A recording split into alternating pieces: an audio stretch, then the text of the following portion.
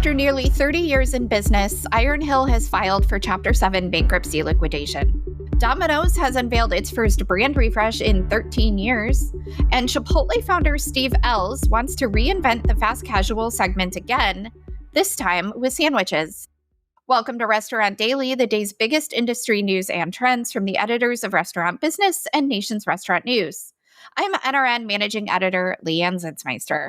And I'm RB Managing Editor Heather Lally. After nearly 30 years in business, Iron Hill Brewery and Restaurant has filed for Chapter 7 bankruptcy liquidation.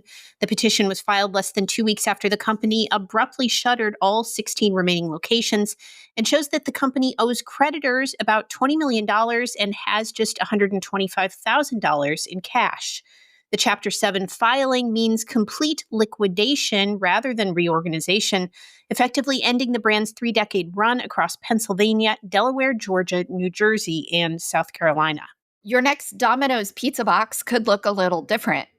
The fast food chain unveiled its first brand refresh in 13 years on Wednesday, including new colors and typeface, along with a new jingle from singer-songwriter Shabuzi called Domino's with 3 M's.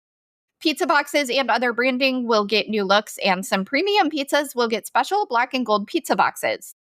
The branding is designed to highlight the chain's focus on its product and its consumers following more than a decade of technology-based marketing. The company will roll out the new look in U.S. and international markets in the coming weeks.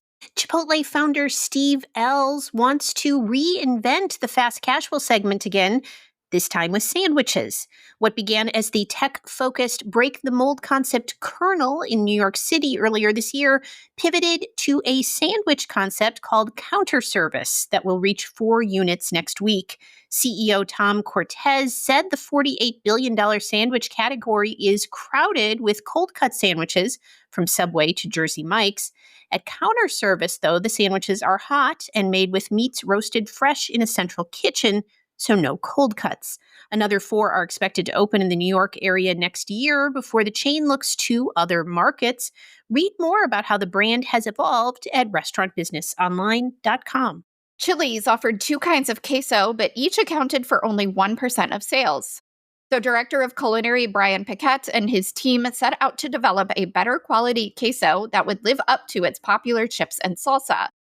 The resulting Southwestern queso, a smooth, creamy blend of American and cheddar cheeses, fire-roasted green chilies, red bell pepper, onions, and lime, replaces the previous 2 poor sellers. It took 2 years to develop, and we go behind the menu to find out why. Dirty soda chain Swig has promoted Todd Smith to president from his role as chief commercial officer, positioning him to spearhead the brand's ambitious growth plans. The former Sonic drive-in executive joined Swig in January 2024. His promotion comes alongside the hiring of Shannon Swenson as chief of franchise partnerships to develop a nationwide franchising strategy beyond Swig's current 124-unit base. Swenson recently served as Senior Vice President of Franchise Development for Dave's Hot Chicken. Chick-fil-A is making a major push into Oregon with 6 new restaurants planned by early 2027, representing a more than 40% expansion in just 18 months. The chain currently operates 14 locations across the Beaver State, making Oregon one of its most underpenetrated markets among nearly 3,200 domestic restaurants. The expansion is expected to create over 600 jobs statewide as Chick-fil-A targets communities beyond Portland. Another athlete is getting into the restaurant business. Former Georgia Tech and Pittsburgh Steelers quarterback Rick Strom is opening a milkshake factory in Cumming, Georgia on Saturday. The South Forsyth location, northeast of Atlanta, will host a grand opening event on October 11th. Strom has 2 additional Georgia locations planned for the 39-unit Pittsburgh-founded Treats brand. Users of Cash App can now order from local restaurants within the app.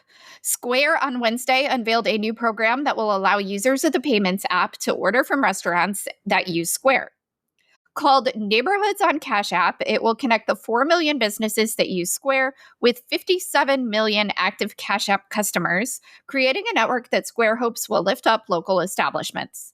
Customers will also earn rewards with each order that can be redeemed at any restaurant in the system. And that should do it for today's edition of Restaurant Daily. Get the latest restaurant news every weekday wherever you get your podcasts. I'm Heather Lally. And I'm Leanne Zinsmeister. Have a great day. Thank you for listening to today's episode of Restaurant Daily. Rate us on Apple Podcasts, Spotify, and subscribe.